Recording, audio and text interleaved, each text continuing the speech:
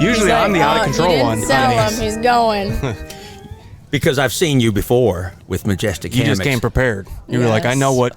I thought you were going to be one of these guys going, Corey, could you just can it for a minute? I'd like to talk about underquilts and top. And by the way, Lars just gave me the tour of his outdoor... his new setup. It is awesome. But Chad designed that. Yeah, I got the whole story. Lars is very thrilled with it. He was so happy, but I guess Corey went over because he's in a Majestic, but the colors don't match. Yes. So now Corey's going to get the matching color. It has to be red and white. Lars is thrilled. Good. Yeah. Aww. So glad. I think he even shed a tear when I gave it to him. I mean, I'm not even lying. He almost was, but he didn't. He likes gear. He does. Can I pull this over a little so I can look at you? Yeah, you can do whatever you want. I'd rather look at you, but I'm going to look at you. She's actually the host. I'm just running the soundboard. You're just tech. That's all I do. He's my tech support over there. All right, we're going to get started. All right. We're not started yet? Well, here we go. We've got 1, 2, 3, 4. He's got such a good radio voice. Sounds amazing in this. I was in show business, And he always asks me to do like the intro. You can ask him, and he'll do it no problem. Yeah, you should get us started. 3, 2. Well, here we are, everybody. We're out in a pasture down here, somewhere in Florida. And I think it's a town called Redneck Wood, and there's gators everywhere and everything. And I'm sitting in a little fancy studio in here. It's kind of like my mama's house, and we got Brittany right there and Chad, and they're from a company called UGQ, which means Underground Quilt. Yeah. I'm not that bright. I'm better looking. And we have never really met before until here, and it's in this hammock world. I'm sort of a facilitator of people that get into hammocks and people like y'all that build a hammock product that people will then lay out some cash on unless you're lucky enough to do a YouTube channel, maybe get one for free or something like that so you can show it to other people and show how nice it is. And with that, we're just going to roll with a little podcast here. And if you're not familiar with what that is, now just sit on down and don't look at us because I'm going to represent ugly in here. And you can just listen to some talk about down and fabrics and the different fabrics and things like a 1.6 and a calendar, so you nice down. We will be covering none of that. Okay, we're not going to talk about hammocks or anything. We're talking deep life. This is a long intro. And with that, here we go, everybody. The podcast is on, and welcome. UGQ, they're the ones you want. Here we go, go with Chad and Brittany. You can tell that he was a performer. And even though I'm retired, you are what you are. Okay, now I'm going to start recording. All right, here we go. Okay, yes. That was actually the real intro. That happened. That was the real intro. Well, who wants this one? Hello, everybody, and welcome. Here we are at another podcast. And you're not looking at the camera. Sit back, relax, and be bored to death. I think you know by now, though, that we will never run our podcast like that. No, from the one I saw, I went, that's a podcast I could get into. Yeah. And now you literally are. I'm literally here. Look, an audience of 3 now. Literally. Boy, we're growing. Oh, no. This is the most views we've ever had. Right here. This is the most views we've ever had. 2 people standing in the road. They're just standing right in the road, blocking traffic. 3. All right. Anyways, now we're actually starting. That's one for each of us. Exactly. Yeah, there we go. UGQ Podcast. I love it. Still in HangCon. Still at HangCon in Florida, 2025. And we have, some might say, a guy that knows a little bit about hammock camping. He's here kind of trying to learn and figure out what he's doing so wrong. The one, the only... Slug. There it is. My name is Dishuj, and I am a self-serving YouTube artist. I do it because I can get free gear and watch myself. And you must have a muse in this life, and my muse is the hammock and the equipment associated with it. And where a hammock will take you other than 10 hours of sleep and beautiful warmth from an underquilt and a top quilt, sometimes it will take you again to a cow pasture in Florida. Exactly. And we're done. And we're done again. Okay. And who do we have here? We have another guest. Well, and you guys will be attending this, I hope. You must come. It was the That is the plan. Yes, the Danish Outdoor Festival. And the Lars and Christian came here last year to sort of kind of see how HangCon happened and kind of get the blessings from AJ and Paul to have it there. And us. And y'all. But you did not come. No. Because you gave the blessing. I will have you know, we were the original vendor of HangCon. So Florida. we're included in that. They needed my approval. I'm We just were kidding. invited. I was told long after the fact. So Well, it was even when I got the invite. So I get this email about coming to this outdoor festival. And, maybe a circus clown, but I'm a skeptic. I'm going, what do they want from me? What's the catch here? There's got to be a hook. There's got to be a catch. So I'm pacing around the house because I never want to go do anything. And my wife's going, please go. What's it like living with Shug? She goes, I love it when he goes on trips. And so I got back to them and I said, well, I must know because I'm wound kind of tight.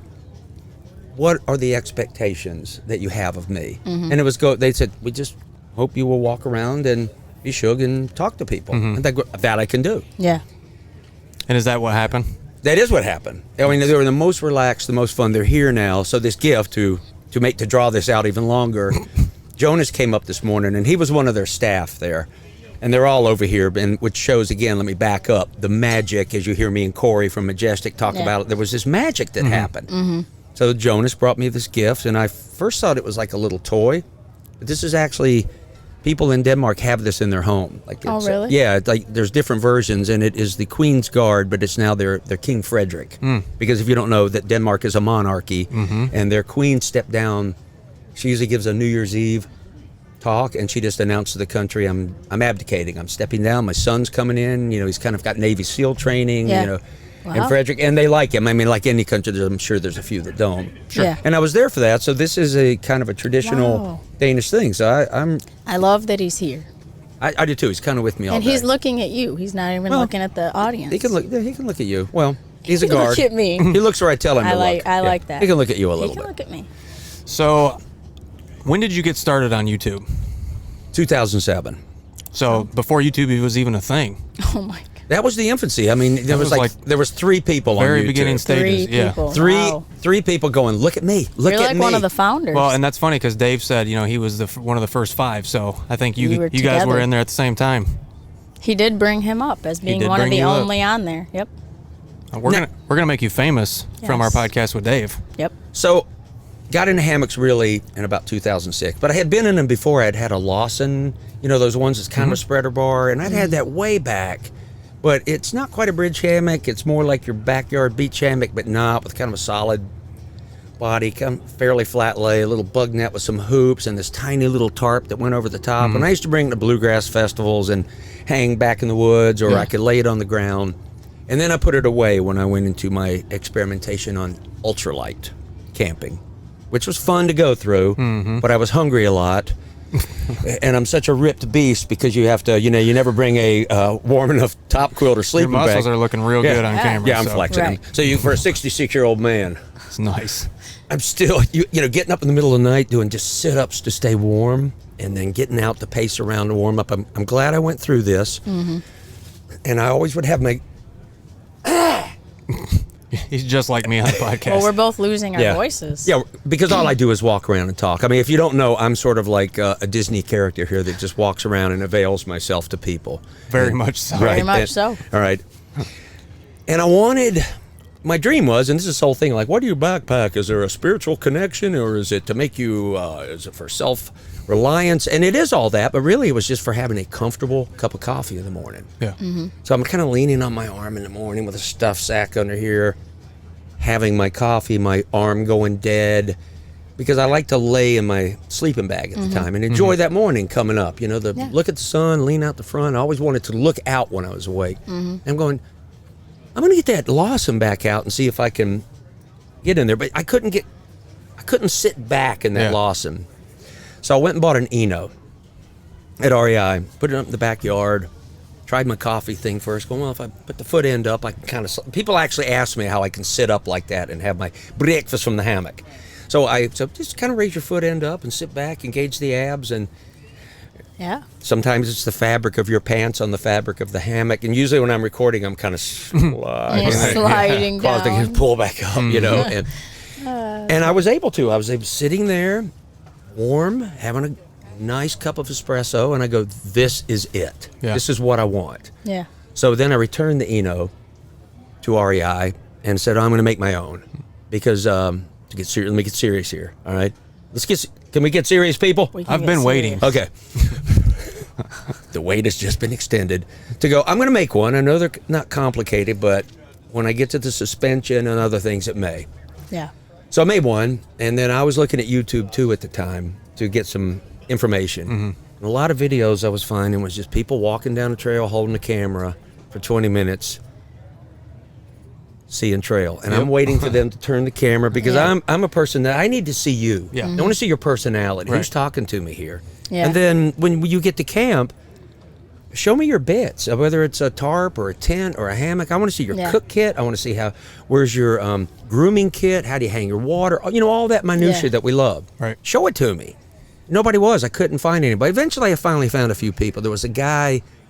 He's gone from it. His name was Jason Class with a K. And he had the channel that drew me the most because he explained things like that. And then eventually he left. He didn't die. I think he got more into fishing. Yeah, he didn't die. He didn't die. And that was kind of it. So I was on hammock forums and that whole hammock thing and I would recommend anybody to kind of build a hammock, tie one up, play with suspensions, get a feel for it and go. And you guys know, for something so simple like a hammock, it's quite complicated. Yeah. And as complicated as you want to make it, but still, Right. there's a breaking point for people. Right. And it's usually under quilts. Yeah. They don't understand it. They can't hook it up right. Just not ours. Yeah, but not yours because yours is perfectly formed to the Yeah. body. And they're perfectly easy to use and adjust, and you'll see. This podcast is being brought to you by UGQ. This is sponsored by. It's a What led you to believe that? it's an underquilt that will just rise up on itself and encase your body in this hammock. And the thing I love about a hammock is, like, you lay in a tent, you throw your stuff in, you throw your pad in, you lay, you're done. That's great. Good. I did it for years, but you're kind of wearing your hammock. You're forming yourself in it. So then your insulation, like, let me tell you this about underquilts. There is a drone There's a flying drone by. flying out there. So distracting. So Did you see it take a look at me and just move on? Yeah, it was like, never mind. It's like a peeping Tom. We have to start over. I've lost my train of You thought. said the thing about underquilts. Thing about underquilts. Now, I fought them. So I got in early on hammocks. So I was using a pad, right? And people were just starting to, the underquilts were just starting to show up. I think there was a woman named Lilo that was making them at the time. And she would just make like 6 or 7, put them up for sale, and then make more when she could. And there was a couple of other people making them, but basically you made your own. So I made my own, but I didn't trust it. So I was still using a pad and the underquilt. It's my Franken quilt up there, and I have it, and it's horrible looking, but I made it so the beauty, it's a lot like me. The beauty is on the inside. The exterior may look a little rough. It may horrify you sometimes with the ogre talking to you in this voice, but it's really warm and squishy yes. on the inside. Yeah, on the inside, like a Russian, very tough. Yeah, come or don't come. But inside, heart of gold. We have a lot of Russian coaches in Circus, and that's how they are. You come Wednesday. You bring your daughter Wednesday. Baby, you come or don't come. Your Russian accent and your Arabic accent. It's all Arabic, right on. They're on right. point. Oh my gosh. So I finally just went out there one night, and I just didn't use the pad, and I used the underquilt, and I went, why have I resisted this? Yeah. And let me tell you right now, viewers, if you're on the fence about getting an underquilt, I would recommend UGQ. These people right here, they craft the fabric, they make their own thread, they churn their own milk. Oh my gosh. This is being brought to you by UGQ. They sure are. Brittany and Chad. Exactly. Nailed it. Chick is a girl's name. So to get serious, You are out of control. I love it. so we had this, when I felt this warmth, and mine fit perfectly the first time, because when I made it, what I did is I took the hammock out, and I filled it with firewood, laid sideways on a closed cell foam pad to kind of replicate my weight, 98 pounds. Nice. And kind of put it where my butt would be low, and I laid underneath, and I took my first piece of fabric and kind of pinned it on and sort of pinned these little darts in it, because I learned that, what do you call it when the inside piece is up against you, but yet there's room for the loft. The loft? The loft, yeah. And then it's a little looser. No, they call it not on the bias. So this fabric on the outside is a little looser, so It's differentially cut. Yeah. You do know your business. Wow. It was the demonstration that was throwing me Yeah, off. that's he was right. There's a like, lot of "Nah." caressing You see the happening. a lot of hand action. There's a lot of this. Yes, in the hammock world. the outer is differentially cut. This is wider. the hammock. This is my going. You have the underquilt here. So I pinned it and I kind of darted it. I really didn't know what I was doing. I had looked. There were a couple of things that might have been on just Jeff's site at the time or something of showing how you make baffles. Sewing this mosquito netting at like a 2-inch loft. Or there's this thing where 2 inches is good to 40 degrees, 3.5, 20, 12 inches. 470 degrees Fahrenheit. 12 inches. Negative 470. Negative. Yeah. Negative. So then I just kind of hung the other piece, and I had them pinned together, brought them inside, and when you look, it's like sewing. I also made a kind of a top at the time. It's like it had climate shield inside, so you have to sort of make the outside, pin all the thing, and then kind of pull it inside out. Yeah. And you just don't think it's going to work. Yeah. And so I'm sure when you guys first got into this, it's like, we're sewing these baffles in, things in. How am I going to trust the system? It works. It may not look like it will. We had zero struggle. No. None. We just, first time we tried it, it was... There is 2 of you. Actually, I didn't even make the first UGQ product, so I can't claim that. Nope. So anyway, that's what happened. So I built this thing, then I went in and I stuffed it down and everything, put my elastic suspension on. I had to learn it needs to be right, it has to be right up against you. And if you get a gap, that's user error. Basically, I was going, my comfort was more, my warmth was better. It was a little less to carry. I made a partial one. And man, I just didn't trust it, and I was going, why did I? Wood delivery. Great. That's what happens. A gator's going to come by. There goes a raccoon, a red squirrel chasing a gray squirrel. Yes, sir. And that was my beginning to that. And it was just like, okay, wow, we're getting somewhere. Yeah. And I forgot the question, but that's where we are so far on this podcast. Whatever the question was, that's the Brought answer. to you by Chad and Brittany from UGQ. They're in Michigan. He has to keep looking because What are you guys we've never called met again? before this weekend. Nope. We haven't. And that's that thing, like, why have we never connected? But I know. the fun thing is you can't connect with everybody at once, but eventually it may or may not happen. But I'm one of these guys, like, if someone asks me to be on a podcast, I will, because that's just talking. And they're usually on Zoom. I prefer this face to face rather than I don't. Yeah, Chad he doesn't like as much like the audio remote podcast. He likes the in person. We've not for sure. actually, since we started the podcast, we've I'm exclusively stuck, done in person. Yep. You kind of lose something, but that's the way most are done. But if I'm gonna go camping with someone or get into their gear, and I like to meet them first, you know. And it's not like I expect everybody to send me stuff, but that's not what I got into it for. That just sort of happened. Right. Yeah. And then you're realizing, okay, people are sending me free things, and I guess I'm expected to review it, but I never really call mine a review. It's more like, I call it a looky-see. Here it is. I'm not going to show you every stitch or talk about every detail. Right. Yeah. What I like to happen and what I do more now is if you see me use the gear, what I like to see, then he must like the gear. I was gonna say, then you It's must not just like show it. you and It's a lot never more use organic. it. Yeah. So that has kind of been my journey, but really it was just sort of to help that person that was struggling with hammocks be able to sort of teach them, and think of myself as the teachers in high school that got to me. Yep. And you couldn't get to me unless you gave me part of you. Yeah. Otherwise, I was bored. I was out of it. Right. But if you gave me you and looked me in the eye and put the pressure on me, or came up and said, we're all going to learn this together, man, I don't want to disappoint you. I'm there. Yeah. Yeah. Wow. So, what's your Birthday? birthday first, and then what's your anniversary, social security number, my gosh. credit card Stop. number? May 14th, 1958 birthday. May Close to 24th. yours. May 24th, 1985. Well, 40 years ago. Alice. Marriage, whatever the math is on that. Every year my wife and I, 25th, 24th, what do we get each other? So your my birthday and gosh. anniversary is 10 days apart? Yes. Nice. And my wife will be like, here's the thing to never get me. Don't ever get me a jewelry from Zales. I have to go through the trouble of melting down gold from our circus days when It's we got to wanted be hand forged. Melting down the We do. gold. In the circus days, we were wearing a lot of gold chains because circus people from other countries that this is a whole nother. We don't like to have the money in our pocket. We have it turned to gold so we could keep money around us. So go. I went through a whole thing of gold chains, shirts opened all the way. I was young and quasi hot then for a redhead guy. And this was what, 2 weeks ago? You said 2 weeks ago. weeks ago, It's yeah. been a hard 2 weeks. Right. Exactly. Exactly. Yeah. Yeah, you guys are close birthdays. Yep. Aw. We'll have to and celebrate Corey, this too, year. isn't his? Are you a May birthday? And so is 21st. Corey. Yeah. He's like around know. Ella's, Yeah. our daughter. I think today is their anniversary. It is. It is. Yep. Oh, we got to celebrate. I didn't even I think don't know about what that. they're doing, but I told them happy anniversary this morning. I brought them a card. Nice. I didn't know it was their anniversary, though.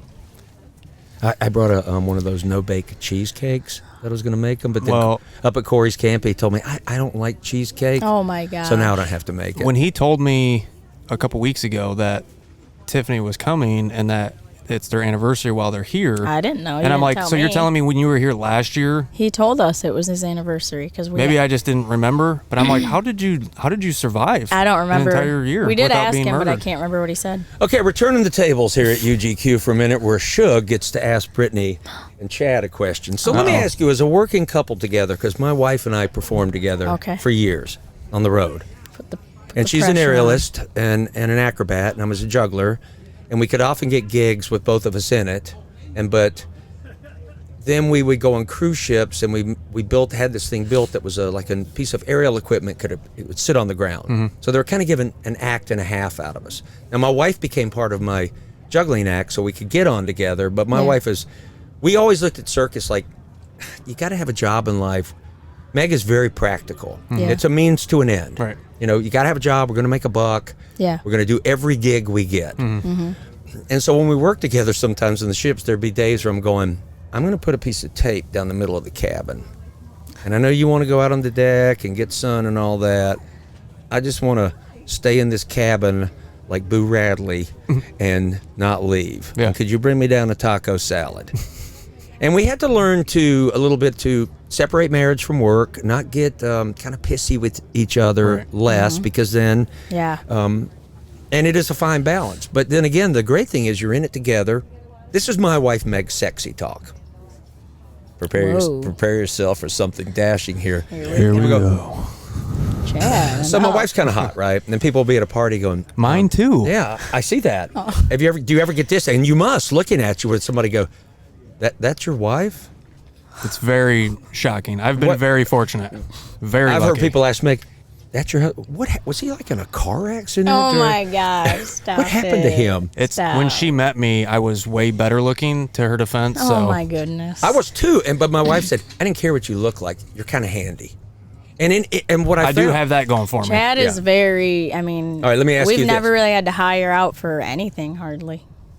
That's how I am. knew that. Well, I'm very attracted. Do you to like him. that about him? Oh, yeah. Did you I just love say it. you're very attractive? I'm very attracted to him. I Oh, to said. him. I am. But did you say you were very attractive? No, I said I'm very attracted to him. But I do But like she is that very about. attractive. I do like that about him though, because I felt like he was going to be able to, take care of me. Like, I wanted a guy that knew how to do things. Meg feels the same way. 'Cause It I is just unattractive to me when a man can't. I'm not trying work to be rude, work but a screw gun. yeah, change a and just tire. know how to Right. fix something and Build a house. You know, yeah, You know, the I simple like stuff. that. I do like that. it is. And Meg's the same way. She would go, circus clowns are quite handy. They can sew, they can build. We don't have the money to hire people. Right. A lot And of that's just skills. part of the training. Mm-hmm. Yeah. And luckily, if you're married long enough, it's sort of like oh God, we're getting there. Welcome to the UGQ Relationship It's Love okay. Podcast. It's a new Actually, we have a segment. segment called Quillo Talk that we Yeah, we haven't call it started yet. Quillo the talk. Quillo pillow. Okay. Here's my wife's sexy talk. We make a great team. Mm-hmm. It boils down to that. She's the realist. I'm the dreamer. Oh, that's us, 100%. She blows away. I'll have 10 dreams this week, and she'll go, 9 of those aren't going to She'll blow happen. 'em Yeah. away. I'll give you an option on this one. Yeah. You can't That's us, both. 100%. You can't both be the dreamers, and you can't both be the realists. No. It won't work. Yeah. You're Right. not a good team. Yeah. So you have to kind of yin and yang it. Yeah, I mean, we've been together. We've been married for 12, together Right. for 12 or 14, we've been. I have the tattoos We have to 2 prove it. tattoos, but okay. This year we'll be 13 married, but we've been together for 14 now. High school sweethearts, was it that kind of? No, we Could met- not be any more opposite. No. We actually did go to the same high school together. But we didn't but know each other. She was cheerleader dating the all-star running back, and I was running an underground fight club. So, We didn't know each other. We met after, a year after I graduated. There's no cheerleaders in underground fighting, and there should be. Marching band. Marching. I never played Agreed. sports. I told the coaches, I said, if it's not at night and they're not selling cocoa and hot dogs, there's not the cheerleaders, the Indianettes, the band, the lights, the tackle by number 51, Shug Emery. That was I'm my not life. interested. I need an audience. Oh yeah, that was my life. But Meg was kind of this free school hippie chick, and we would not have gotten along in high school because I was an athlete and she was sort of anti-cheerleader. Yeah. But as in life, when she got into the circus, she really has cheerleader in her. She doesn't pose without doing that. Yeah. We've watched all the cheer shows and go, it's a sport. You know, it really is. I did the flying where I was like the one up in the air, which I loved. That was really the only part about it I did like. The rest of it was just, I hate to even talk about this stuff, but because of who I was dating, it was just like the lifestyle. Well, the flyers get the fun, even in the circus. That was fun, though. And the teeterboard acts, there's always usually smaller stature because the guys are she's very heavy than she look. Right. And I would go, how was your flying day? It was so cool when you got thrown. And most flyers go, it was really fun. And, until they missed me. I did get dropped. But the flyer has a bravery and a sense of trust. And again, on a good team, you got to trust those people holding you. Going, 5, 6, throw, Tom, bang, boom, catch, dip, That's exactly what it looks like and sounds like. Right. Yeah. You nailed it. Brought me right back. So Meg and I would have never... We might have been friends, but we would have... That was kind of like how we would have never dated in high school. She did say that I caught her eye once or twice. Okay, listen up. There's a story. Even when Meg came on the circus, and we're way off topic. What was the topic? I don't think we have. UGQ sells underquilts, which insulate you when you are in your hammock. Let's not forget that. Yeah, enough about UGQ, though. Yeah. All right, so... We're old news. So when she came on the show, it was the first year of Ringley Brothers. They brought her on at the end of the season. Showgirl got hurt, and she was doing a small show in San Francisco called Make a Circus. And she had been a gymnast, wanted to be a dancer, and gone to San Francisco. Just taken all of her money, and she's like 21. Mm-hmm. So she's in the show, and she likes circus art because it's physical. You get to fly. She's an aerialist. Yeah. It's a means to an end. You can get paid. Yep. So she got called in as the new showgirl. Now, when the new showgirls come on, they usually go for the trapeze flyers, the acts, all the big guys. But us clowns know they're gonna end up with us. We got the big hearts. Insider circus. I do. Well, also, here's the thing: culture. The trapeze flyers, they're not handy. And I'm a handy guy. I will get it. I hate to hire people. I'll do it myself because then it gives me something to bitch and moan about. That's my motivation. Jeez. The Irish. So she's the same way. I'm also Irish, so. Right. Okay, it works. See, so she'll just go. I was going to say, that sounds a lot like Chad. So my husband is handy. And I go, yes, I am the maintenance man in our home and I build things. But Chad. we're very independent. And she's always giving me space to do my little thing. We do a lot of things together. She's not interested in backpacking, which I like. Yet I still invite her every time. And sometimes she goes, yes, I'd love to come. Will you carry my wine? No. We got to put it in you carry. Brittany, I would carry your wine. Oh my gosh, I don't drink. No. I was just getting brownie points. Yeah. Oh my gosh. He's like, if you did drink and you had wine, I would carry. And what I love is she just allows, all right, this is kind of serious. It took me years of being married and hearing Meg go, no, my husband, he's, can he make you laugh? I go, I don't find him funny at all. The only way I can make her laugh is to strip down to my panties and come out in the morning when she's busy doing something and she has a big crush. Do you remember the dancer Mikhail Baryshnikov? Okay, you guys are young. Look, I'm talking to an old boomer here. Baryshnikov was a great Russian dancer who became an actor that was pretty good, but he was an amazing dancer and he had buttocks like two halves of a basketball. Oh my God. He married, Jessica Lange married him. That's how hot he was. So I have to come out of my panties and really commit to dancing to almost where I pull a muscle or injure myself. Jeez. That will give her this. She'll go, pretty good. I love it. Yeah, it's the same with us. Brittany does not think I'm funny at all. Yes, I do. You're full of it. There's so many videos Brittany, we have of me how many times a day do I crack jokes that you literally give me the most empty stare? Yeah, your jokes. It's other things about you that I think are funny. I can see when people go, are you sure? Are you that Hammock guy? And I'm sort of, it's not that you get a cut and paste response, and then you guys get it with your stuff. You go in on your bit. Yeah. If that person can ask you another question and draw something else out, then it's an opportunity for us to take it further, maybe talk a little bit of the philosophy of hammocks rather than just UGQ underquilts and top quilts and tarps as well, and right? And Such scullies. a good And infomercial scullies and voice. comforters. And wait up and for quillos. and quillo talk coming your way. And remember, if you're a sensitive person and below 18 years old, we may need you just to put your fingers in your ear and try to pick your nose with your tongue. It's a good activity. It leads to good things. Enough said. Oh my goodness. This is going to be so many good. Oh no. Oh no. He's like, You're not getting off that easy. So where was I? Oh, the handiness. Was it the hand? You were talking about you learned after so many years of marriage here's it. because you were getting serious. This is what I like. What I loved about Meg that took me 15 years ago, when I met her in the show, when we finally we're living on a train with Ringling Brothers, you're traveling. So it's like you guys, you work and live together all the time, which is why we're married 40 years, because Circus people, I knew her up and down. I was a big alcoholic at the time. And this was one of my other wives saying, and her family had that, so she's understood it. But she always said, people go, what about that? Here's what she still says to me. He has potential. Yes. I have never reached it yet, but I have potential. There's still hope. She's just holding on There to is hope. still hope. Like, and giving you hope. But what I found what really drew me to her beyond physical and all that was I didn't feel like she needed me. She wasn't getting rid of all her friends. It's that she wanted me instead of needing me. And, because I would, if I ever got a girl, I usually don't date redheads, but I'll give you one shot. And I would always go, don't. Even your male friends, don't lose your friends, because I lose my charm in about 2.5 weeks. You're going to see the real me, and that's going to be very apparent. Mm-hmm. And that fact that she didn't need me, but wanted me, is I think what worked beyond all the other things we talk about. Just all that balance in your life. Yeah. And you can get that balance by shopping for an underquilt or top quilt or tarp or Quillo or. I don't want to know how much my bill is going to be for all of these plugs. I know, for real. My thing in life. All right. Here's another thing, on topic, off topic. And I was just talking to Jonas and the guys over at Hammock. Mm-hmm. Hammock, a different company, but we're all friends. That's right. About We are.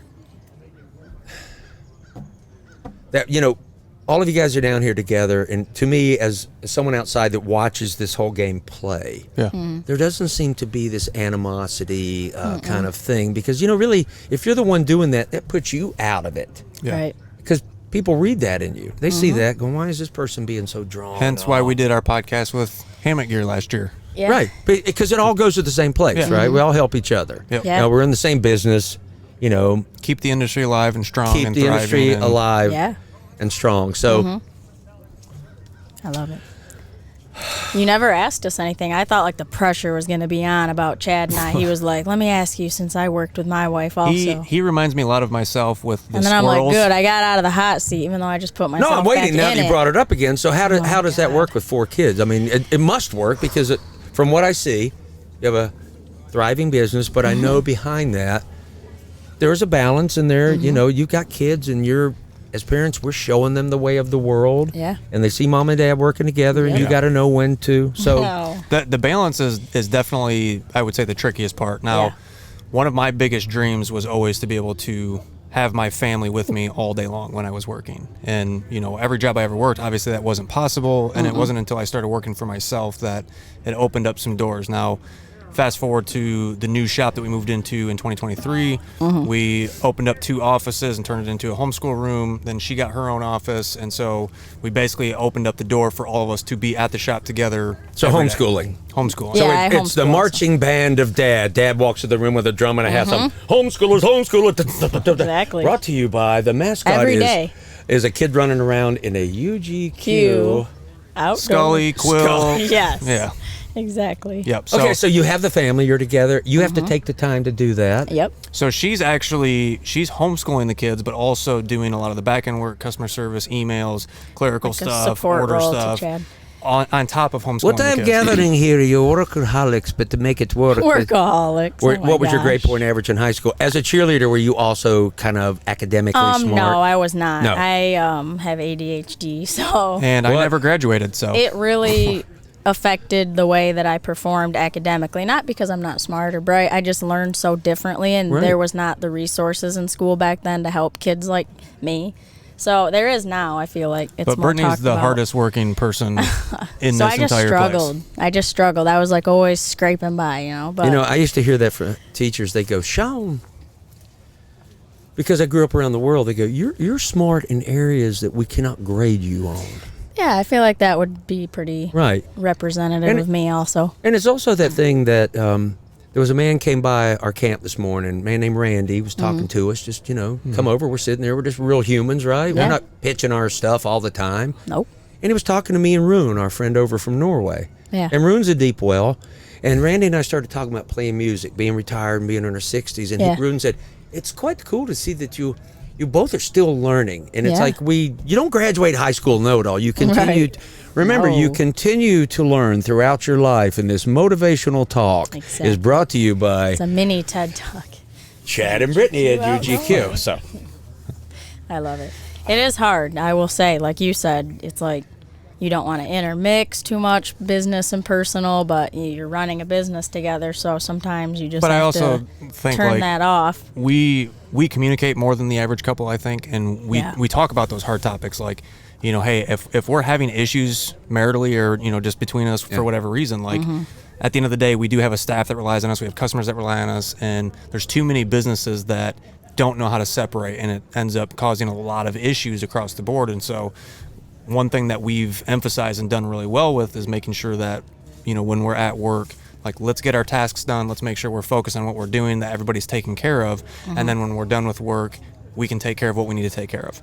And, finding that balance, doing emails. We had a guy come by today who was like so thankful that we responded to an email on Thanksgiving. Yeah. But at the end of the day, like, we are a small business, and we're doing so many tasks throughout the day that it's kind of one of those things that because we have so much to do, we do have like our own space and own things that we're doing throughout the day. So overall, it's been pretty awesome. Like dream come true. I think that communicate, it's like my mom, I'm a dandy, which means I would be wearing an ascot right now if I could. I'm one of those guys when I see a mansion going, I don't really want to own the mansion. I don't want to be the king or the lord, but I want to be friends with them so I can hang in there and have a good meal. But you don't have to pay for it and pay to clean it. And the king comes over going, how hard it is, and the queen's going, it's so hard being the queen. Yeah. And they tell me, I'm going, would you quit moaning about it? But, you're interrupting. I'm having my little Victoria sponge cake right now with my ascot on. Right. And it's the same thing with my wife owns her company. It's a circus company. It's an aerial art school, so it's all aerial work. Right. Not swinging trapeze, it's all the other static things. And mad respect. So we get a few students sometimes that they don't really want to be professionals. They do, we just sit them down and tell them, here's the life you will have and here's how it will be. Yeah. And here's where you could go to some schooling if you wanted to carry on. And this is kind of like what you're saying. So, communication is with a customer and with each other is important. It's like I answer every YouTube comment. Even if it's not a question, I just put a woo buddy or I, because I realized as a showman on stage, an audience wants you to feel like it's less what you do, it's are you paying attention to us? Yeah. That's all people want. It definitely goes a long way. So when I'm watching aerialist train, sometimes I'll take some of Meg's better students and I go, let me come in and just work with them for an afternoon on not just, as a cheerleader, sometimes it's when you guys are flying and tricking, but it's like while you're watching sometimes a show, you might be a play, you're maybe not watching the principal characters, you're watching sort of someone on the side that somehow is being realer, or someone is grabbing you in this group of cheerleaders, aerialist work, and sometimes don't go trick to trick. Give the audience time to enjoy you. It's like, do the trick. Yeah. Find a way, you don't have to get all posy, but just run your fingers slowly down. The engagement. Yeah. Give me a minute to go wow, and then drop into your other trick. Like, there's a lot of that in that too, like winking when you're holding a pose and then kind of go down. Yes. Yeah, that engagement. And that kind of thought, what you're saying, because that you have to make that time where you still have to do it, but we have a little time, so we'll do the little things if we have to. And Meg and I had that, and we're having a kid, and then we got to the point where I went on the road and was the earner because we wanted Meg to be able to. We didn't want to do daycare. Yep. And this is when Ariel was an infant, and our daughter she's working on Virgin Cruise Line right now. She went into our business. I think I might have mentioned that before. Yeah, so you did. So it was that thing where I went to work, and I'd have to be out on ships for 6 weeks with a 6-month infant at home with just a picture going. I know. Or I'd be on a gig, and I'd call home going, God, this is horrible. I just don't want to be here. They're nice people, but it's a crappy stage. And she would go, hey, you're paying for carpet this week. And that would the realist realize, oh yeah, it's bigger than me and my little ego. Yeah. And it made it really cool. Yeah. And that's what it sounds like you guys have, because you must, because I haven't really met these guys, but I profile and I watch and I stand to the side like a creepy assassin and watch the working. And I'm seeing how they work and how people approach and how you do, and you're not, it's fun to watch. And you're successful. We talked about the other night how, not to go in I'm sure you've covered it, but there's a history in the company and why it's doing good, so good now. That doesn't come without work. And and what you guys said, you got to check in with each other. You know? I mean, and for me, realizing like this was my dream, to run the company and to like go to all the events and meet the people. Like I really enjoy this part of the business. I don't so much enjoy the building of the products anymore. You know what I mean? It's just I know. Doing it for, I mean, I've worked on thousands and thousands and thousands of quilts over the years, and it's like that side of it was fun and interesting. Familiarity breeds contempt somewhat. Yep. That was the thing I had to explain when I filled out my clown college application. I didn't know what it meant, but after 3 years in the circus, I knew what it meant. I wasn't staring at the elephants every day. I was just running past them. Everything that enthralled me that first day, watching Marguerite Michel's, she was a hair hang act. And I'd be peeking out the curtain all the time. After a while, I didn't do that. It didn't mean I lost my joy. Yeah. We're constantly like trying to find that re-inspiration, really. It's like that's why we come to these, don't you? I mean, don't you think? Oh, yeah. Beyond a business purpose. Yeah. For me here, I get the same way with videos. I've been doing it a long time, and I kind of like, if I don't put out a video, YouTubers will go, hey, Shug, I hope you're doing good out there and you're well, and all that kind of stuff. Right. But what they're really saying is when you're putting out another video, Right. because we care and we want it. Yeah. And it'll kind of guilt me into doing. I mean, I'll be honest, and I've said this on some podcasts, I backpack a lot. I got to a period where I was going because I felt like I needed to do a video. And it wasn't about the YouTube. And believe me, I'm not getting rich on YouTube. I would call it a passive income. There, that's said. But I get a lot of free product, and I get extra perks. You get the perks. I get the perks of people coming up liking me. So I'm here, and I get to, on a real level and humbling and almost embarrassing level, I walk around and people come up and tell me how they got into hammocks and all that stuff. And you do get sick of a compliment after a while, but you also love it. Yeah. And so when I was sitting up at camp this morning, I was just taking my time, and somebody said, well, how come you aren't out there walking around getting your compliments? I'm going, I feel like I can just be Sean here. Like we're here a while. A lot of people met me. Yeah. If you meet me, the thrill is gone after a while, and that's the way you like it. I want people to go, he's just a guy that's into this. It's like if they come and talk to you, and I've watched you talk to people, they're talking to them like real people. Yeah. Right. And that, whether they buy from you or not, that doesn't really, that's not the point of it. No. God, we got deep. We did. got really this deep. was like a spiritual. No, it's good though. But it is important because we is. need that. And I'm allowing myself at the age of 66 to, a thing I've realized in life that I do, and when you're on YouTube, people think, you're just this big buffoon that people see or whatever, or you're an extrovert. I'm not an extrovert. And I tend to have always, even as a kid, I kind of keep people out here a little bit. Yeah. And I've said this on my own channel, and I've been trying to bring it in. Yeah. And maybe not so much on YouTube, let you know all of me, but if I sit down with you by a fire or somewhere, you're going to get more of me, and allow myself to do that. And I don't know, I guess it's still growing, growing into an ogre and a monster. That's the thumbnail right there. Okay. Perfect. That's the thumbnail right there. But no, I'll never say it's easy to do what we do. It's just such a unique opportunity, I mean, how bad do you really want something, I guess? Do you have to, as the person answering, do you do like the money stuff, or is it more?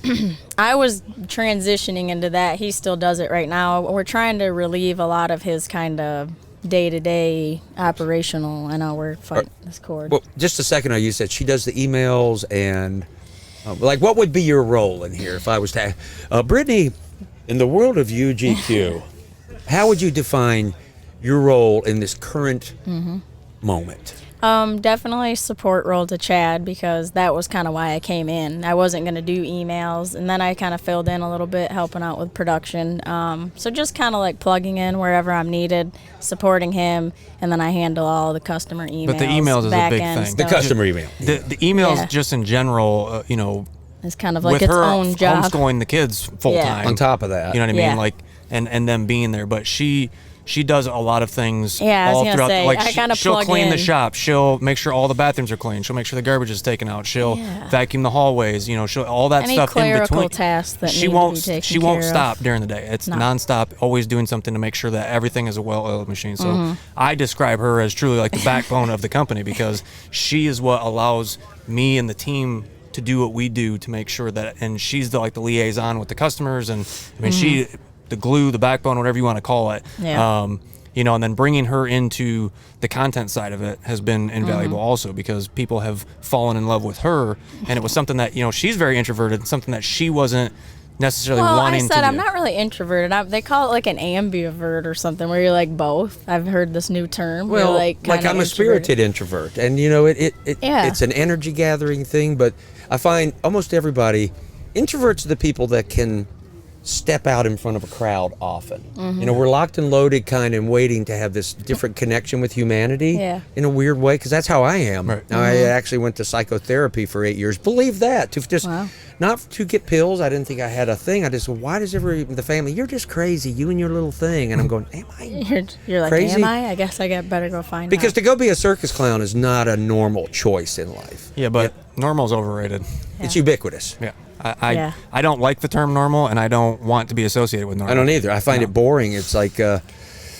you know, I it's, wouldn't even say I'm introverted. I love to connect with people. I really do, and I love to help people. That's why I love doing the emails, because then I start to feel, the more I go back and forth with someone, you really start to, like, I feel like I know this person. But that's what it is. I love to connect with people, but I'm okay to be alone. I'm okay to be alone with my own thoughts. I'm okay with the quiet. I'm okay with solitude. Like, I love that. I think I just recharge that way. But I do love this and being around people. and the study I had done on introverts and extroverts, because everybody always thinks I'm an extrovert. Yeah. But I read a little I book would on have thought so. It's about, they had a thing, like if you're the kid that was at school, and let's say and it happened in my school, this guy just came and lifted weights for us. We didn't have a big budget. Where when something like that would happen, when things are happening real in the moment, to me, it's almost too big. Mm-hmm. I mean, I'm taking it in, I'm tingling, and you know, you get home, mom says, "How was school?" "Good." You go to your room, and I gotta process it. Yeah. I'm thinking about it. Well, that guy, he got down there and did this deadlift. One hand was forward, one hand was back. His veins were bulging out of his thighs, and he had these great little tights on. And just play it back. And it Yeah. might be 2 days before you bring it up at the dinner table or something to your parents. Where the extroverted kid's going to come going, "Mom, Yeah.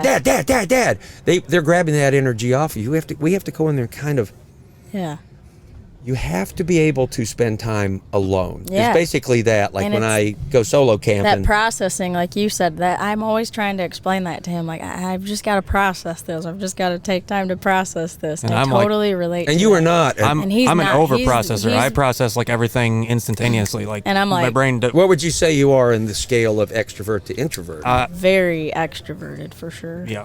Yeah. I honestly don't know, because I've never really looked into it as much as she has. But you like being around people. Oh, he like gets charged up. Right. And it starts. if I go too long being alone, I definitely don't like that. he starts his energy levels. Because I can get are just in, I can get dropping. into work zones where I'm like working, you know, months He's straight very without doing social. anything social, and I'm like, I go into depression if I'm not Yeah. doing that. Like, Whereas quickly. I'm totally okay to really be either way. Like, I'm more like you. Like even here where I walk around and I go shugging yeah. to make myself available, and that's why I Yeah. started carrying some water and a couple of Yeah. snacks, because I don't ever want to not talk to anybody that wants to talk to me. Right. So I'll go to depletion point. Mm-hmm. And then I will go back over to the hammock area, 15, 20 minutes, eat something, Yeah. drink something, Yep. Yeah. regroup, just like sports. You know, you got time off, it's Yeah. halftime, regroup, and go Yeah. out and do it again. See, and I won't do that. I will See? just stay doing what I'm doing all Right. day long without taking a break or stopping. And Well, we've been here nonstop, especially now that we're on the podcast and everything. I used to only, where's Chad? And I'd be like finding, now they'll actually just come up and talk to me. And I'm like, oh, okay. So I just felt drained. So I sat by the fire from 7 o'clock, I think, until 11 o'clock this morning. And whoever came, but otherwise I was just sitting there quiet. That's what I did. I have this urge when I got up this morning, because usually I'm filming my breakfast in the hammock. I don't want to film this morning. And I just sat up, made coffee, room stirred. I got Yeah. some coffee done. We Yeah. just sat there, and then I was just going, I probably should be up. But no, it's pretty mellow. I around. know. I'm just going I just kept going back to sit down. I had some people last night say, it's good that you're just kind of here being you. Yeah. And you have to be told that. But it's that same thing. I find there's certain people, and I know I suck the life out of people sometimes just by being me. I've had a woman, your energy's too intense for me. I mean, people have said that similar things. Have you watched The Office before? Oh, yes, I have. Okay, so you're familiar with Dundee Awards? Yes, I have. So last year for Christmas, the staff got me a Dundee Award that says most enthusiastic boss. Yeah. Because it's the He's same. always just I'll come out in the shop high like, we're doing this, energy. we're changing this, we're fixing this, stop everything you're doing and do it this way. And I'm constant, like last week, we did everything that you see in this booth. I stopped the team and said, I need all of this made this week. You know what I mean? 'Cause just too much energy. You know, it's my wife at her circus school has a small staff, and it's, what I'm gathering is you two can count on each other. Oh, yeah. And a lot of people don't get that. And not just in the marriage, I'm talking just in work here. And that's how Meg and I have always been. And at her school, Zelias Aerial Arts in Northeast Minneapolis, if you ever want to come and get into recreational circus and dangle by equipment and have some of the best coaches, and Meg was a showgirl and aerialist with Ringling Brothers for all of her life, till she tore her meniscus, and then that went into an ACL and all that. But that's how the school began organically. The you know, injury. won't get into that, but she has good coaches, and she knows their strengths and weaknesses. And she has one coach who will always be 10 minutes late, but when she's there, she gives extra and stays longer. Yeah. So Meg will come home when we sit out in the fire pit. She doesn't want me to solve her problems, Yep. and I want to, and I've learned to limit that. I have to just do a lot of, it might be something like they all went out, they had a party, but they didn't invite me, and I'm going, well, no one's going to invite the general to the party. But if you do, because she is, we call it the field marshal. Yeah. And she's really good in a panic. Chad, get on this. Brittany, I need you to go do this. Sean, go do that. She's the one that can stand there and dictate. Not that she's lazy herself. People, okay, I'll go. She just knows the what way to she do. says it, you're going to go, right? And just talking about her day. And if I hear in the past mention a coach that they had alcohol in their breath or blah, blah, problem. Uh-oh, was that my earbuds? What happened? Somebody's calling me. I forgot to put my phone on Do Not Disturb. Bad. I'll go, listen, this is what I'll tell you, Meg. I'm hearing this name come up in a negative way more than you focusing on your coaches and people that are doing good. You got to let them go. You either got to drop the hammer and have a talk with them. And if it doesn't fix, you got to let them go. And she will go, you're right. Yeah. But she just wants to hear me, so I try to sit there. I'm really trying to learn just to hear her out. So the general doesn't get invited to the party, and we had that in the circus, like the boss clown. He would drop in on our parties, come. Did you say boss clown? Yeah, The boss clown. There's See, a that took me a minute to process. I was like... There is a clown that gives up clowning to organize us clowns. And he's the boss clown. And He there's a sounds like- master boss clown It's the over clown the show. mafia. Yeah, that's what it reminded me of. But a good boss will come into a party of employees. If they're having a party and they invite you, bring some good booze or whatever it is, stay about 20 minutes, make the rounds, and then leave all say that, your goodbyes. and skedaddle.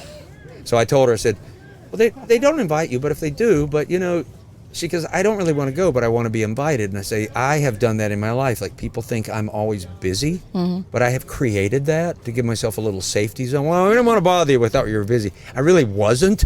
I was busy creating my safety zone. Yeah. It's a weird little, but Yeah. you also want to be invited. Yeah. So you can politely decline, but once in a while I got to go. I get myself in and I go. And for me, being Irish, I dread everything, but when I get there, you can't get rid of me. Like this 9-hour podcast. Exactly. Yeah, I was. I don't I'm just care. kidding. We Great content. We got all day. We got all day. What are we doing? Yeah, this. This. Quilts aren't that heavy. They're not. And not at UGQ. They're some of the lightest and fluffiest and most beautifully built underquilts and top quilts and quillos and Durable.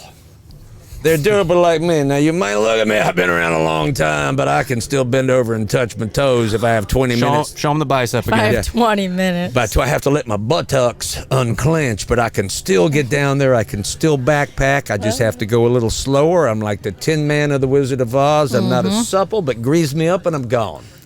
I'm durable. And things that will last, I mean. Yeah. That's the important part. And consider this, it's that thing, there's this thing in, when I got it, way back when I got into hammocks, I would almost, if I was getting into it now, it's way more there's more vendors, there's more choices, there's more suspensions. Yeah. I can see where it overwhelms the new people, right? Yeah, definitely. And then having stuff that's so custom that has a million options for it, And I've always thought, I watch people in my world, they're good, they get everything together, but I do think, honestly, the make and break point for most people that get in is the underquilt. They don't get it, they don't, they're not tightening it up enough. I've done videos on let it lift you up. It has to be against you, don't sit to the ends too tight or too loose, and you know the speak, but that's usually the breaking point. Or just put a pad back in, like, I've had people reach out, I got a 20-degree underquilt. I went out and slept in 45, and I was chilly. And I went, well, that was probably user error. And my favorite thing, honestly, on a hang, and people always go, Sugar, come over and check my setup, and the new people, and I'll look at it, and unless I see some glaring error, I go, it looks good, and I'll look inside their hammock, and they got 5 yoga pads, and, because nobody considers insulation. I'm not going to need it. Well, I'm going, yeah, you are, unless you're some superhuman. So I'm going, you're probably going to be clammy, but, and this is kind of a cold weather hang, but you're not going to die. But let's talk in the morning. Well, then we'll debrief about it. And if they have an underquilt, and they're going, hey, Sugar, I got this underquilt, I go, I would love to go over and help you. And I said, now I'm going to have to reach my hand under there and kind of tap your buttocks. Make sure the gap's not there. And feel that. Feel for the gap. Ask permission, and usually on a man. And I can't tell you how many times I've been in that exact scenario. And you're going, okay, there's a little gap, it's hanging low. Or now I'm going to slide my hand inside, and I'm going to rub it real fast across your buttocks. And that's just for me. That's just for me. But then get it there. And the other thing that's so much fun with an underquilt, when you get somebody that wants to try your hammock, and they Hickory and I had this on a trail once. We looked at this guy, Mike. He was intrigued by our hammocks, and people have never seen it. It looks weird to him hanging there. And now tents look weird to me. I'm used to seeing the tarps and hammocks hanging off the ground. You must be the same way. I feel the tents just look strange. But you have somebody in there, and they're trying the hammock, and you just pull that underquilt off of them, and it's instant chill. And then you put it back, and it's just... And I do the same thing with the ends, where I basically loosen the ends so that they can instantly feel it come the giraffe through. Come through. Or the thing where, they get worried about, people reach out to me a lot, and they want one set that's going to cover 90 degrees to 20 degrees. And I go, that's really hard. You can vent them. I did a video on venting once, which, you can loosen it, you can put your water bottle in it, you can pull it aside and pull it back later. And when I do videos, I'm always teaching myself, because I'm going, I don't know all this stuff. I'm kind of doing some of the learning for you, but it makes me smarter in the end, because the one I did on suspensions, I had to... I didn't really use UCRs. I used them for some things. I'm kind of a whoopee sling, toggle, marlin spike guy, because when I first got into hammock suspension in this realm that brought me here, it just felt cool to tie a knot. A guy had sent me these little toggles that were made with those aluminum 711. They're durable. And I just enjoy seeing them. And I go, I'm just kind of emotionally connected to it. A winter I'll use when I'm using my Superior Gear hammocks. He's got a system. It's just that I don't want to take my gloves off as much. So I'll go with a more simple suspension. But when I'm back to my whoopee slings, I'm like, Me likey the whoopee slings. Me like it. And so that thing with the underquilt and pulling it away, and they feel it, and then it's that thing, well, then I get Mr. Know-It-All. Well, it's not that the underquilt is making you warm, it's retaining your warmth. Like a duck, and so it's holding your heat, because because in Minnesota, like, I'll always tell the new people, like, you're at the fire, everything's good. By the time you walk out here to those yellow tapes, or twice that distance, in -10 weather or 0, you're cold. And I go, don't crawl in there with super cold feet, or even super cold like, like, it's like telling people... Do some jumping jacks real quick. Right, and your tarp, if you set your tarp in the day too high, and then at night it's windy, move it down. A tarp is meant to be movable. It's not one thing. You just pitch it, and that little chore will warm you up. And... just stomp around a minute, take a little walk, be kind of warm, get in, think about when you're undressing. And I had to learn this in really cold weather. Do all your top stuff first, or do all your bottoms. Don't get half off and the legs out, and then you're getting cold. And I had to learn this thing of, like, you're fighting all your clothing. You got to kind of get zen. Kind of deep breathe with it and slowly do it. And I'm not a guy that's really good at that. Do you like the arm motions? It's kind of like I'm at a rave. It's fantastic. And just...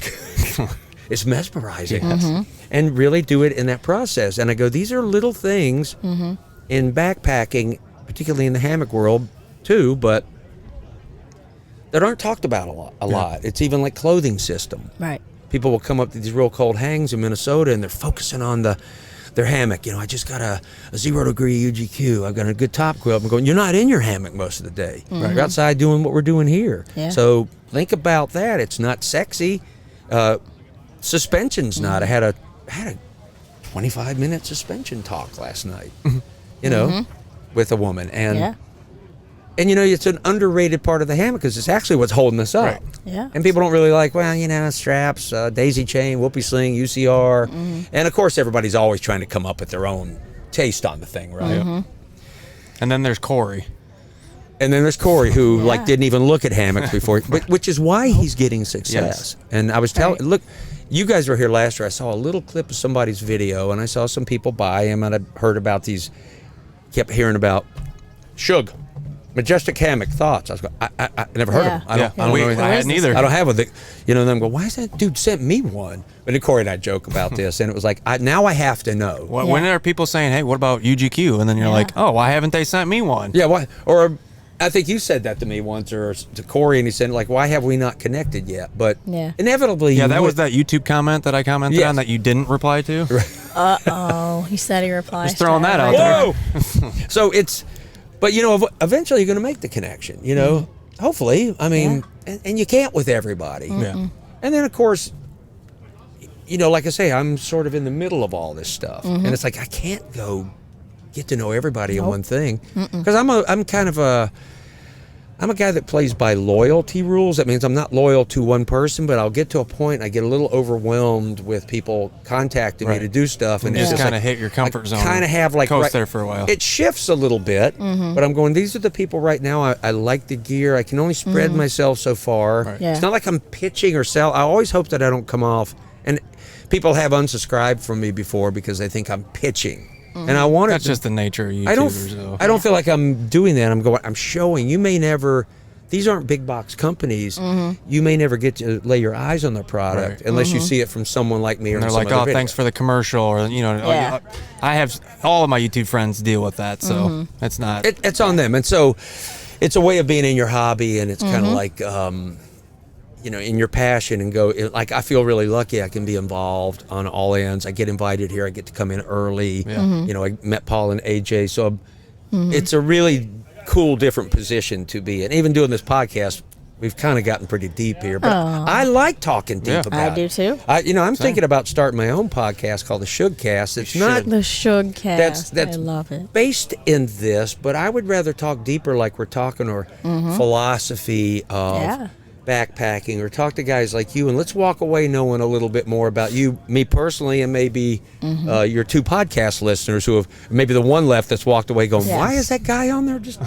And exactly, because I'm a guy, I'm not cult of personality, but like I was saying earlier, if I go to a restaurant, because my mom was like this, she would go to a fine restaurant, but take the family out, mom, it's costing mom and dad some money, Oh, we know. We have 4 kids. Right. And the owners are no attention paid. My mom liked it as the Irish woman, when that Greek owner, when all the good restaurants used to be really owned by Greeks in the day, come out and we lived in Greece, we're stationed in Greece, talk to my mother, Philomena, and lay down a free appetizer. And maybe the food wasn't A+++, but my mom liked that she got to know the owner, the relationship, and that was bigger to her than the end result. And I have the same way. I could not be any more the same way. Also, right? Like coming to stuff like this. The last, yes, we want to make it worth our while to travel 20-something hours as a company, but at the end of the day, like we've gone to so many events where it was,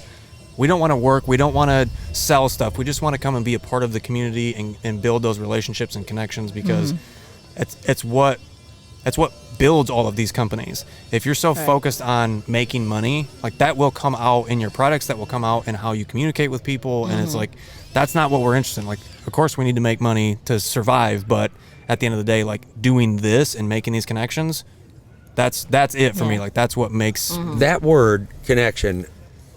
I I don't know if it's been lost. Like when I go to our local Cub grocery store, I talk to my checkout people. Yeah. You know, paper plastic surgery. He's got something nice, burlap. You know, and sometimes I'll go. I love it. She's checking. You know, you're the first guy that hasn't been an asshole today. Ding, ding, ding. I got to come to you because you're very speedy. Now never talk to me again. Keep dinging the thing, gal. But I can't help myself, and it always horrified my daughter. Dad, why do you talk to everybody? And I go, well, it's connection. And that's how I am in stores, pretty much everywhere. If somebody looks like they are having a bad day, you know, I'll just ask them, like, hey, how's your day going? And, oh, you know, it's going. Right. And then that opens the conversation immediately for me in my mind. And nobody ever asked them. When they just say it's going, they're like, oh, yeah, you know, same. Yeah. And then they go about their day. But for me, it's like, I love those opportunities. I do too. My last job, before I worked at UGQ for 2014 to 2015. I quit for about 2 years, and I was a contractor for Dish Network.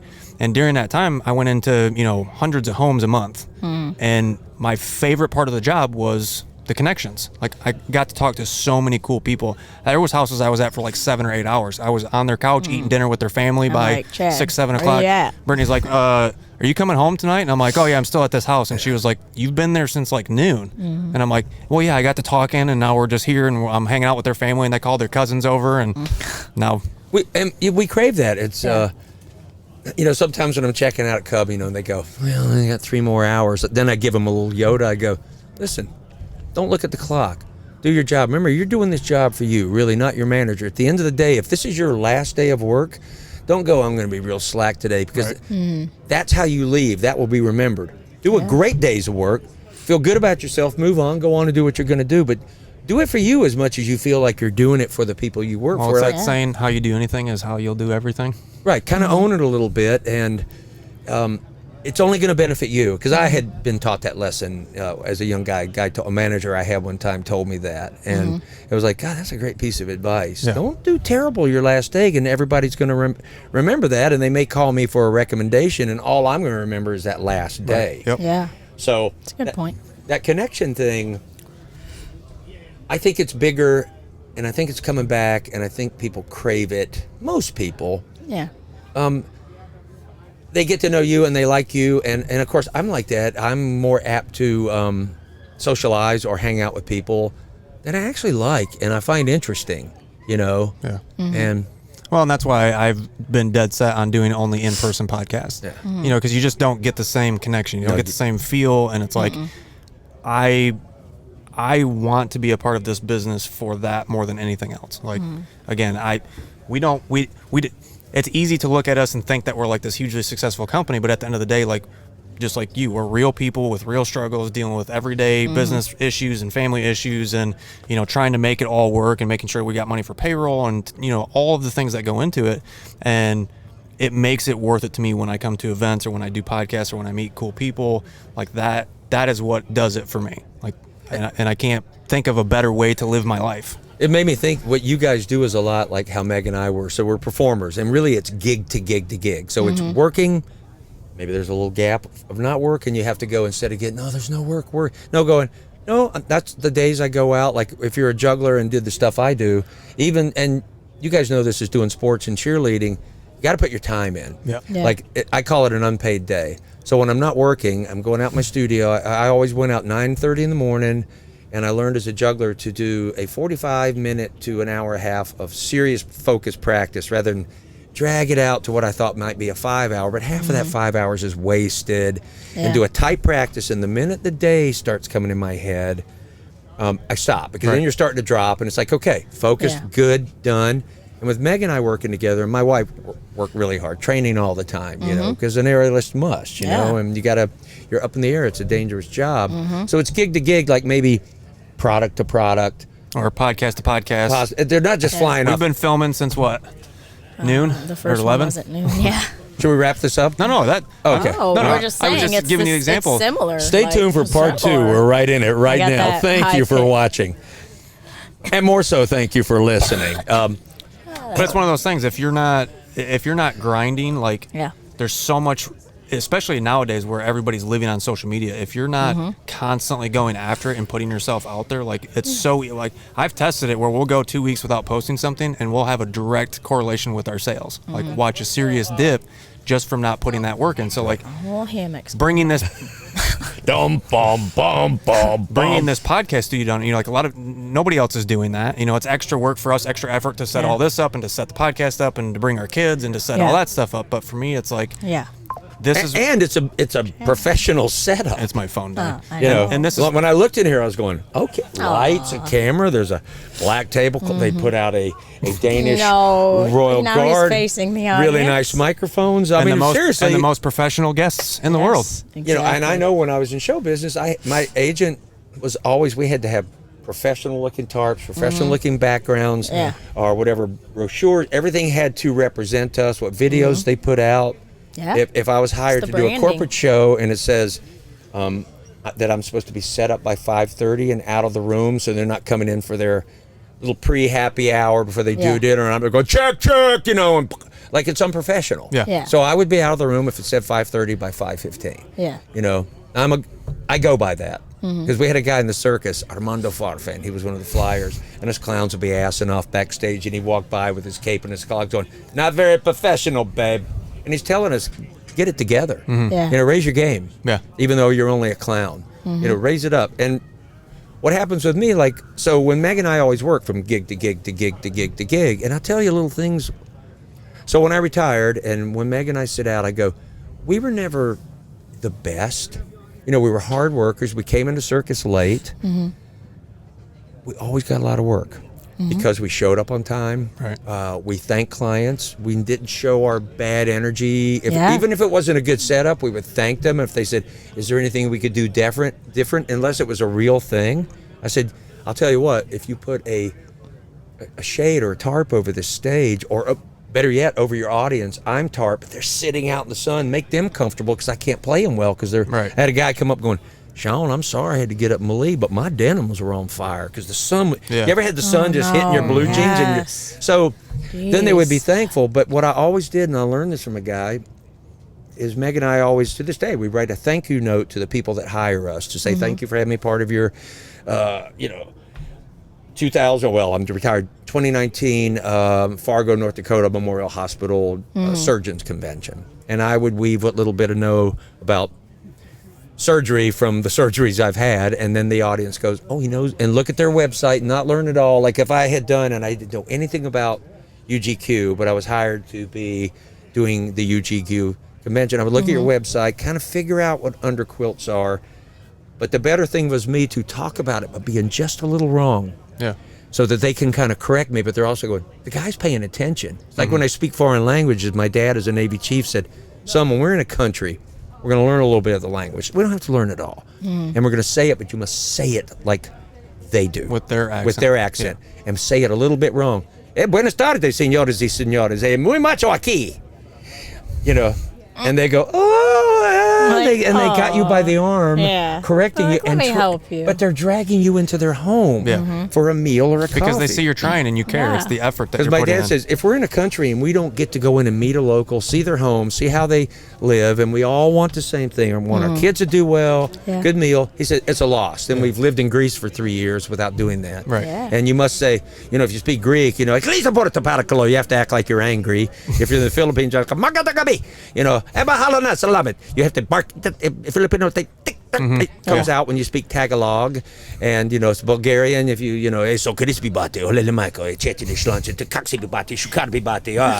God! And there's going to be a montage of all of his different accents. Well, what that is, when I was in the circus, a guy named Peter, I would hang with the Bulgarians. It's just like here, getting to know you guys. Clowns have the inside track in the circus. We sort of have carte blanche to get into a lot of areas. Yeah. Because they like us, but you don't go doing your circus clown act. My friend Skeeter Reese taught me, he says, man, we're going to go hang out with the ring stock guys between show. And the ring stock guys are the ones that take care of the elephants and every animal. Yeah. Not the trainers, they're the crew. Yeah. So we're going down with Louie, and they're generally pretty tough guys. And Skeeter's, and this is when I was a new clown, he called me Ackroyd. He said, Ackroyd, don't be acting up.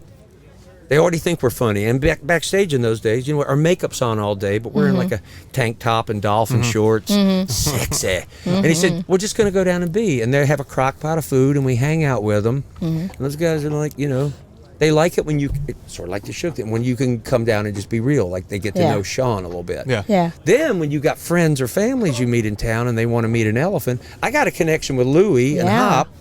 to do that. You can go meet an Right. elephant. Right. And all of that stuff in this world of business and life, just keep listening and pay attention. It's not just the product. It's the thing. And it's like with me with YouTube, I was going to get to is like nowadays the whole thing is like when I watch a video these days, if it's 20 seconds in and they're going, hey, if you like what you're seeing here, subscribe to the channel and don't forget to hit that notification bell and hit the like button. I'm going, I don't even know what you do yet. Wait a little bit. Yeah. And I don't do it. And if I do it mockingly for my viewer. But I never did it. And I've been successful without asking.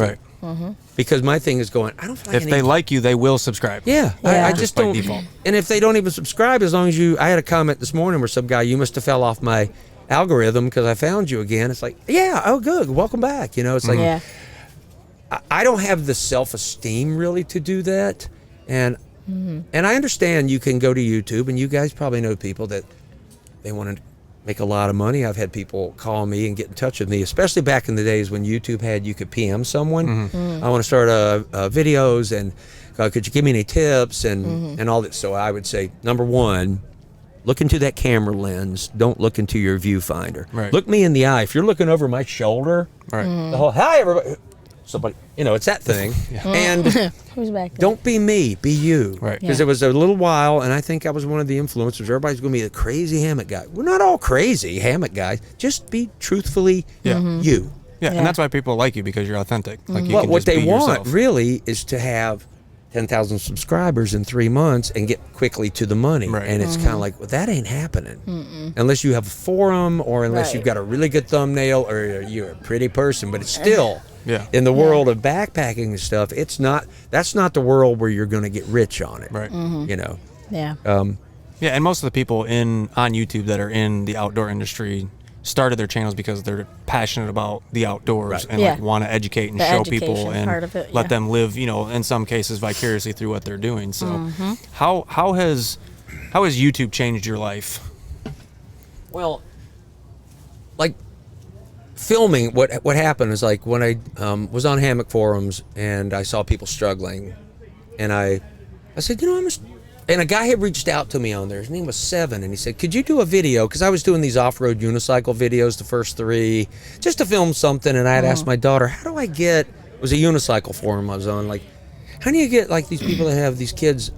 And there's like a lot of 16-year-old kids that unicycle like crazy, and they film. They have great filming equipment, and they train all day. And I'll always tell a parent, look, you should support that. Schmooze your kid.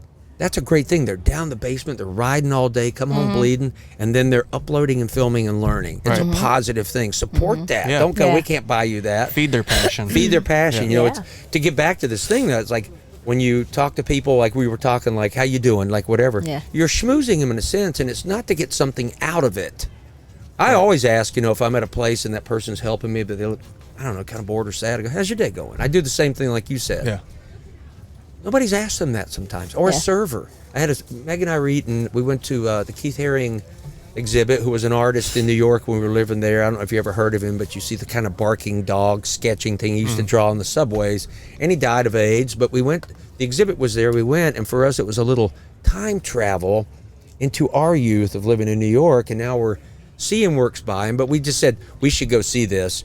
And at the end we had this feeling of kind of little wistful of melancholy, but also joy of seeing great art. So we ate in the restaurant at the museum, and we're sitting there just having this nice sort of 3 o'clock lunch, dinner, brunch thing. And our server was cool, and he opened the conversation with us. So, and I always talk to my servers. Can we interest you in dessert? I go, if you can orally interest me, start now.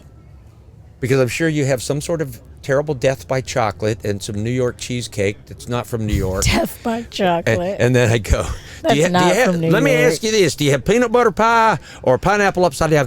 No, sir, we don't. And just kind of goof. By then we've already goofed because we're at dessert. But just and this waiter, the server, he came over to me and Meg, and Meg doesn't do that. That's my job. Yeah. She's I just the one wouldn't do going, that either. could I get 13 extra sauces? And right away I go, whatever tartar sauce to dip to Bernaise, bring her 4 extra of each. She just likes the sauce. That's the food hilarious. is just for her. See, I'm one of the weird guys when we sit down at a fast food restaurant. if the food was good and the service was good, I'll stop on the way out and say thank you to the entire kitchen staff. I do this. And like, because I want them to feel valued and appreciated. Like, they get spit on all the time. They all they do is get yelled at. And it's like, or ignored. They're not getting paid enough for that. You know what I mean? To put up with it. I was a waitress. I know why how are they that is. why are they in bad moods all day? You know, this is how they're being treated. Like, if I can take 2 seconds to brighten their day and just be like, thank you for. I know you've probably had a hard day, but thank you for giving us good service and like making the food good and like. Right. The feedback's always amazing, like how much you can see it click in people. Like, they're like, wow. It is. You appreciate us. We're just fast food people. How do you appreciate us? I do the same thing. I don't know, but could I speak to the manager? Was there a problem? The problem was there was no problem. Yeah. So we were in Vegas and we were staying at Treasure Island Hotel. And Meg goes to bed early. She has a couple glasses of wine. She's an early to bed person, and I was kind of jacked up. So I was going around Treasure Island, and inside it's kind of like being in. You're at Disney and you're in Pirates of the Caribbean. They're all kind of way down the hallways, little lit up windows and plants. And so I have my little flashlight, and this is a weird hobby, but I like to go around and look for dust bunnies. And is there a dust bunny on the chandelier? I love it. Could not find. How good do they clean this place? Security actually came up and said, "Sir, can we help you?" I go, "I'm doing an inspection on the place," and I said, I'm the health inspector. He's like, I'm the inspector. I cannot find one dust bunny. So I did, and I go down, I could see them getting the big spots, but I was going down the little hotel, but the alleys toward the parking lot. Could not find one. So I go to the You're like desk. Gordon Ramsay. Yeah. Kind of. So it's about 12:30 at night. I said, "Could I speak to the manager?" "Well, is there a problem?" I said, "There is not." So the manager comes out with that skeptical look. Yeah, So like, my name is what the Shug heck Emery. is I this? just want to compliment your hotel. Told him what I did. You can kind of see them all side-eyeing each other. Yeah. Good job. Thank you. Yeah. The bathrooms you mentioned clean bathrooms early. I check bathrooms first thing. Yeah. If it's a nasty ass bathroom at a great restaurant, if it's a clean bathroom, I go to the manager and go, "Thank you." I talk about myself in third person. I'll go, "Shug Emery thanks you for a clean bathroom." Yeah. It does make a big difference. Like, does. It tells a lot about how they care about their business. Absolutely. If I'm Right. even if I'm fast food, because I used to work it, I'm looking back there. There's a bunch of French Yeah, fries. at the grill. I try to not sometimes, but. So at Treasure Island, I told them this, and I could see they're kind of like dumbstruck. And then I said, "Good job, everybody." And I turned to walk, and I'd taken about 10 steps, and they said, "Mr. Emery, could you come back here?" And I did. And they said, "We'd like to give you a $75 gift voucher to our best restaurant." Wow. And I said, "That's not why I was coming to do it." Yeah. They said, "We know." That's why we want to give it to you. So then we went up to the great restaurant the next night. We had a brilliant older man server from Albania or somewhere that takes that job as a job. This is just not a side hustle. Yeah. And of course the meal was like $300, but we had 75 in. And Meg and I had a delicious meal. Yeah. So it was like getting something out of something. Right. And that's what schmoozing is. Schmoozing is schmoozing your kids, schmoozing your wife, noticing your kids are doing something interesting and go, I'm going to set something up, or you schmooze your wife by whatever means that is. It really just comes down to getting rid of the distraction. Like if you just take time to observe people, it doesn't take long to learn what could make that person's day better. You know what I mean? There's an old story they used to tell us in the circus, and okay, this may not be apropos, but it has to be two old Jewish guys, because that's how he told it. And so here's the story. It's real quick. It's like, "Hey, Harry, I got a party at the Weinstein house. How do I get there?" Well, here's what you got to do, Hank. You got to go down the block. You got to go to the left. You go down, you make another left. You go down 2 blocks, make a right. You go up the stairs to the 5th thing, and you ring the doorbell with your elbow. Why my elbow? Because your arms are full, bringing something to the party. All right. Maybe it's a bottle of wine for the host. Maybe it's you didn't bring anything, so you take the recycling. Maybe you play a song on a guitar, or just engage. Bring something. Don't just stand there and be a dullard and a taker. Yeah. And I thought about that, and I went, that's the way we will live our lives. Your arms are full, bringing something to the party. Yeah. Don't just come empty-handed. It's better to give than receive. Yeah, and my dad, I already do that because my dad was a Navy chief, and he said, "Son, we'll never have a lake place. We're lucky that we get invited." And you know why we get invited? I says, "Because you always make homemade ice cream." He said, "That's one thing." "Is it because you make us go and you always ask me to bring a garbage bag because we clean the families? They have a little gutter in front of their shed that's always full of pine needles. Yeah. We clean it out." And then my dad would always say, he called me Duga. "Duga, grab the hammer, put it in the car." And he said, "When nobody's looking, go down there in that dock and just hammer in all those nails sticking up. Get invited back.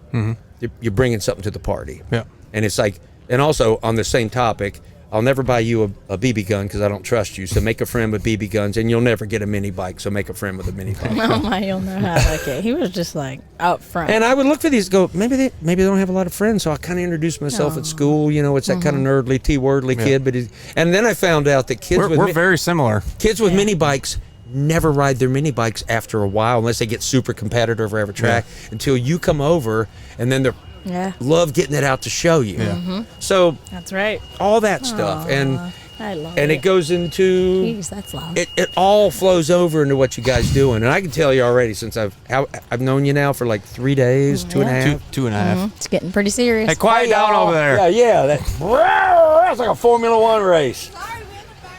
That's what happens when you do the event podcast. Outside. I think it makes it.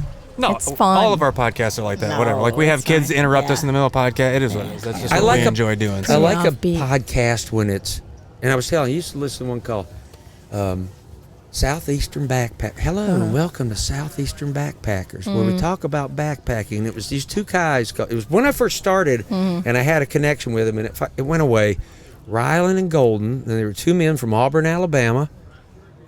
Seemed like they were kind of men of faith, you know, a bit like Corey. You know, it's not in your face. But you kind of pick up on it. You can tell by the values and morals that they Exactly. Yeah. So they would sit on the porch, smoke a cigar, and talk. And they weren't professional. They talk about their trials and tribulations. They were guys excited. They weren't know-it-alls, but you felt you could hear the crickets in the background, and you felt like you were kind of sitting there in on the conversation. Yeah, I love and it. I like that in a podcast. Yeah.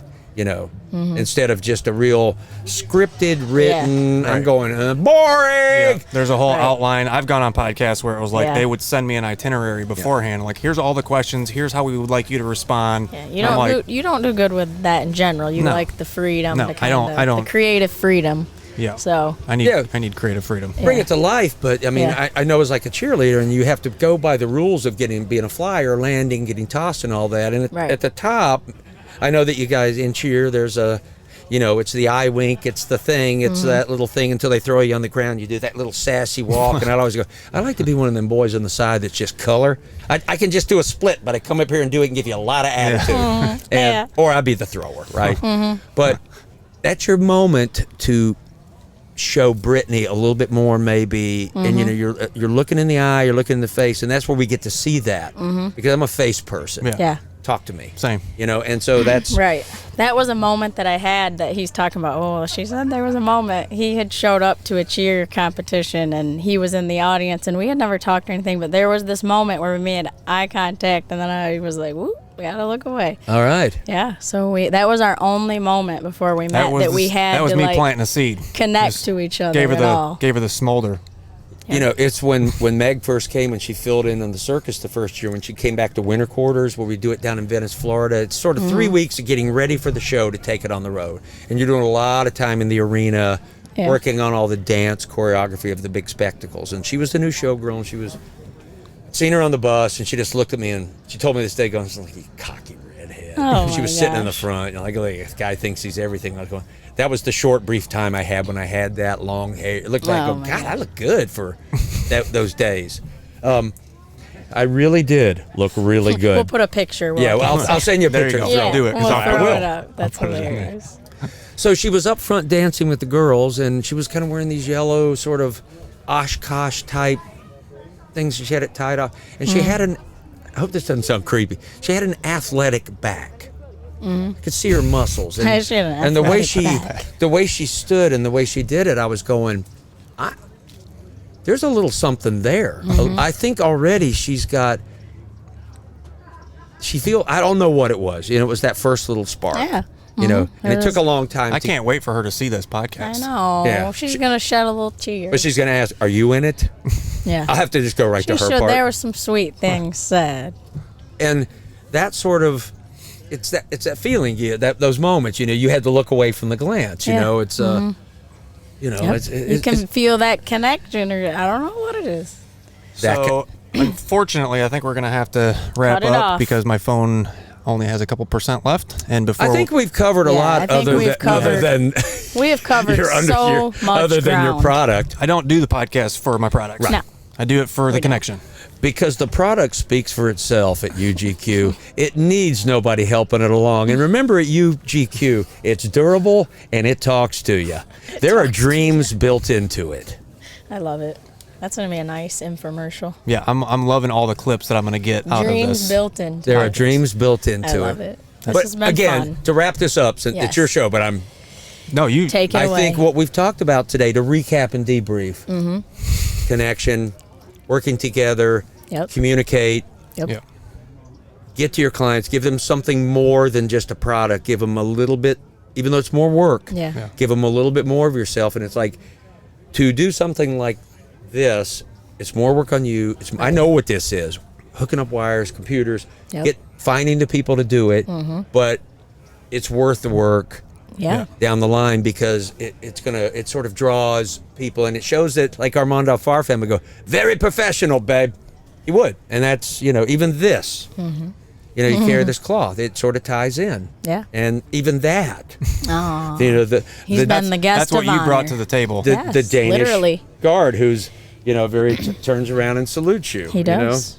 And I know we love like to joke around as people, and I do, but I love to talk deep and real. Yeah. Me too. Because if that allows us to be able to be lighthearted and joke, it's like going winter camp, and you don't go with a sense of cockiness, but a sense of confidence and trust in your gear. Yeah. And all I've gotten out of this is I think you guys love each other, you trust each other.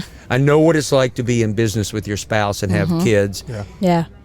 It is not easy, but it's not prison work. But it can also be infinitely rewarding and more rewarding than Yeah. what other people never get to experience. Yeah, you're all in the house together. Yeah. And you are your own bosses, so you can take 10 minutes to Yeah. deal with what you got to deal with. Right. And Yeah. it's sort or of just like, be like, you know what? Let's take the kids to the movies Today. Take a day off. Yeah, Yeah. let's just go. Like, we'll just the take a work's day. the work is not going anywhere. which we Right. do and we love. I was at the dentist the other day and Brittany was like, instead of you going into work, why don't we just take the kids to the movies? And I'm What like, did you go see? Wicked?